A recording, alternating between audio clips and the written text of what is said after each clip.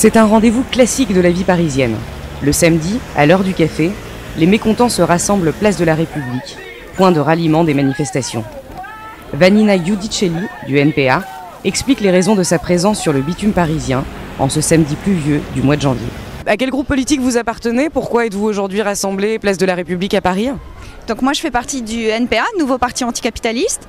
Donc la raison de cette manifestation aujourd'hui, c'est que la semaine prochaine, le 28 novembre, en fait les chefs d'État des principaux gouvernements qui aujourd'hui occupent l'Afghanistan vont se réunir à Londres. Donc il y aura Obama, il y aura Sarkozy, il y aura Gordon Brown, il y aura Berlusconi, pour discuter de la nécessité de renforcer en fait les troupes intervenant sur place. Donc nous évidemment, on est non seulement opposés à l'occupation, mais de surcroît au fait qu'on mette des soldats et des moyens techniques supplémentaires pour opprimer une population, pour la bombarder, sachant que les Afghans n'ont jamais été aussi pauvres et n'ont jamais autant souffert que depuis que l'occupation a commencé en 2001.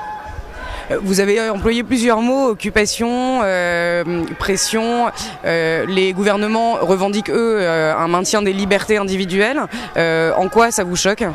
A priori, les bombes de l'OTAN n'ont jamais libéré qui que ce soit, notamment pas les femmes en Afghanistan, et c'est bien ce qu'on constate aujourd'hui, c'est-à-dire qu'il y a un seuil de pauvreté qui a explosé et une population qui est complètement opprimée, et je pense, et c'est ça que nous portons au niveau du Nouveau Parti Anticapitaliste, c'est le droit à l'autodétermination des peuples, qui puissent s'organiser, élire démocratiquement un gouvernement, ce qui est quand même pas le cas aujourd'hui. On a vu le scandale aussi du processus électoral avec la victoire volée de Hamid Karzai, qui est en fait complètement à la botte aujourd'hui des puissances occidentales, et c'est absolument pas ça en fait qui permettra qu'à un moment donné un peuple puisse s'émanciper et construire son avenir.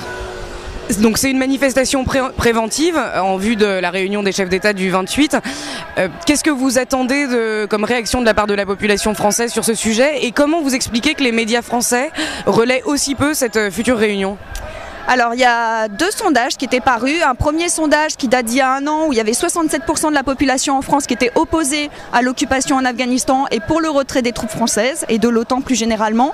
Et depuis en fait l'idée de cette conférence, il y a eu un nouveau sondage sur l'opportunité ou pas d'envoyer des troupes supplémentaires, et il y a 82% des gens en France qui se sont opposés en fait à cette initiative-là. Donc évidemment ce qu'on pense, c'est qu'il y a vraiment une possibilité en France de faire pression sur le gouvernement pour exiger le retrait des troupes française et plus généralement celle de l'OTAN. Alors cette manifestation, on est beaucoup moins nombreux que 90% de la population, mais c'est aussi un moyen justement d'essayer de faire savoir qu'il y a une opposition en France à la politique du gouvernement. Alors maintenant, la raison pour laquelle les médias en parlent très peu, c'est comme plein de sujets. Vous savez, il y a 6000 sans-papiers par exemple qui aujourd'hui sont en grève en Île-de-France, et ça en parle très peu. Il y a des sujets qui fâchent, il y a des sujets tabous, et évidemment voilà, les journalistes préfèrent souvent relayer les initiatives du gouvernement que celles qu'ils se passe dans la rue auprès de la population et les alternatives possibles à ça. Dernière chose, les sondages dont vous parlez avaient été réalisés suite au décès de plusieurs soldats français en Afghanistan sur le terrain.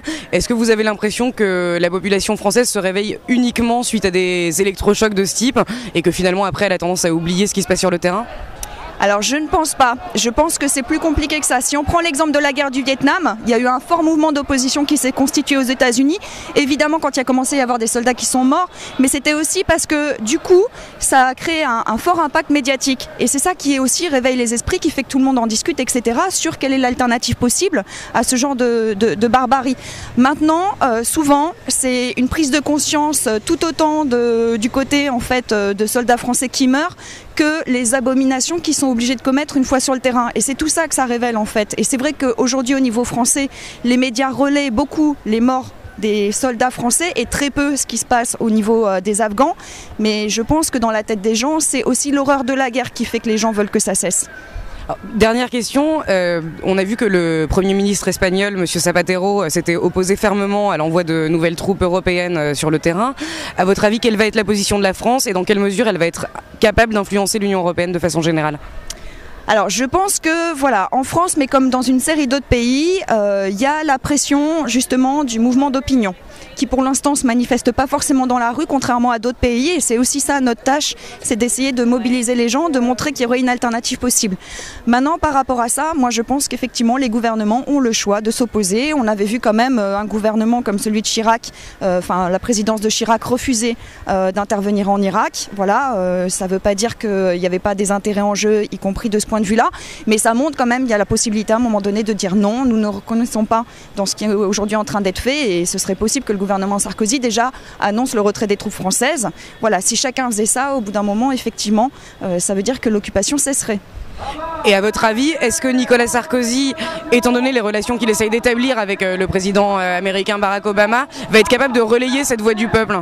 Absolument pas. C'est absolument pas ses intentions.